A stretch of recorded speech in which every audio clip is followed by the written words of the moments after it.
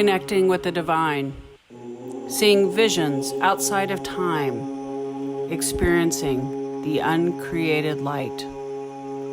What does it mean? And can we get there? Is this meant for all or only a few? This is the study of transpersonal theory.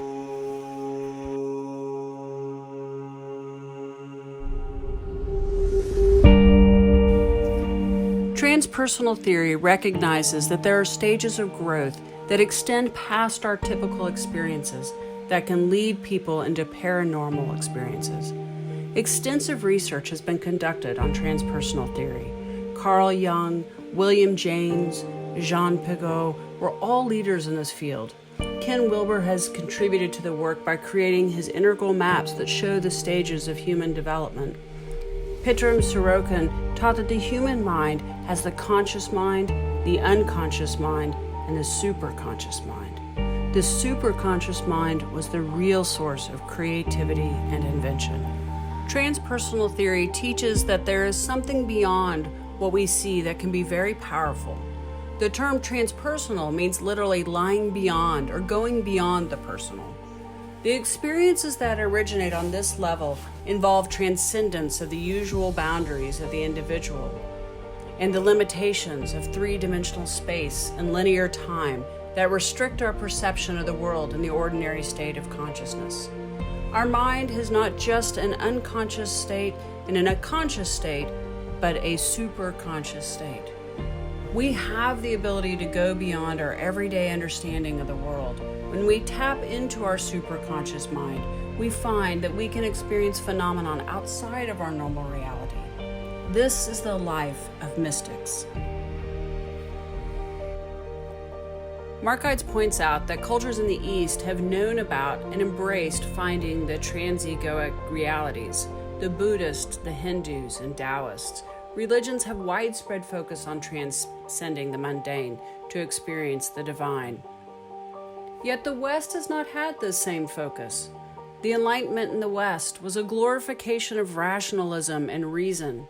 John Locke said, "The candle of reason that is set up in us shines bright enough for all of our purposes." And David Hume taught us that the sweetest and most inoffensive life leads through the avenues of science and learning. The exaltation of reason, coupled with the marriage to capitalism and materialism, have pulled the West's attention away from developing our superconsciousness and experiencing the mystical. But as Markides seeks to recapture the mystical through Eastern Orthodox Christianity, he explains that the Eastern Orthodox Church bases its practices not just on reading of Scripture, but on the study of the saints.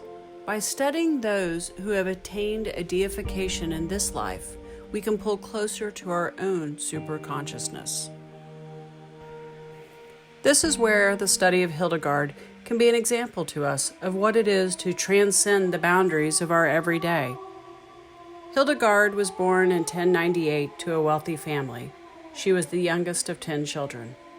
She recalls seeing visions as early as 3, but did not recognize them as visions until she was about 5.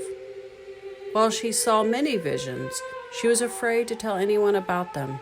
She was afraid that people would not understand. However, at the age of 42, she received a vision that told her to write down her visions. When she refused, she became ill. It was not until she started to write down the visions from God that she was healed. Hildegard records her visions in 3 volumes. In these 3 volumes, Hildegard explains her visions and then tells the reader what the visions mean. In her first volume, she records 6 visions where she sees creation. The second volume includes 7 visions, focusing on redemption. And finally, the third volume explains her 13 visions that focus on the history of salvation. One of my favorite visions of Hildegard is her cosmological vision. Time for Hildegard starts at the Genesis story of creation of Adam and Eve and ends with the apocalypse. In her visions, she saw the creation of the universe with all of the plants, stars, angels, devils, plants, minerals, and animals. Hildegard reported that she saw the human being as the center of creation, supported by all of creation. The individual is the microcosm of the total universe. She sees man born of the dust of the earth and become a shining stone in the heavenly New Jerusalem, a part of the firmament. The vision continued to explain that we understand life when we look for truth, our breath, our thoughts. Our life are all indicators of the divine presence within us. She further teaches that in our chest is our heart, and in our heart is our soul. She says the soul inhales the breath of life into the body and then expels it. We must seek to connect to this life force. We are constantly drawn to it as it lives in us. One of my favorite parts of Hildegard's vision is the repeating cycles of history. The stars in the sky fall to the earth and enter the womb of a mother to begin the quickening of her child. This image of connection from the ball of hydrogen and helium leaving its home in the sky to start the formation of a child is beautiful. The idea that we form from the very fire of a star seems so right. And when we die, we return to the New Jerusalem, a part of the firmament.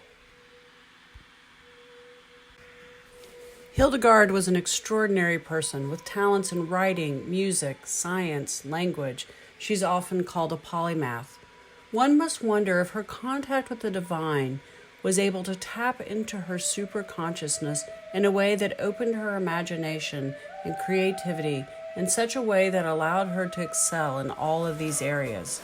Isn't she the example of transpersonal theory and practice? I'm not sure if the intimacy that Hildegard had with God through her visions is available to all of us, but it is certainly an example of how someone was able to go beyond the normal limits of life. It is easy to get lost in the magnificent rapture of Hildegard's writings and music. It is harder to follow her on the transpersonal journey. However, she has shown a path for all who will follow.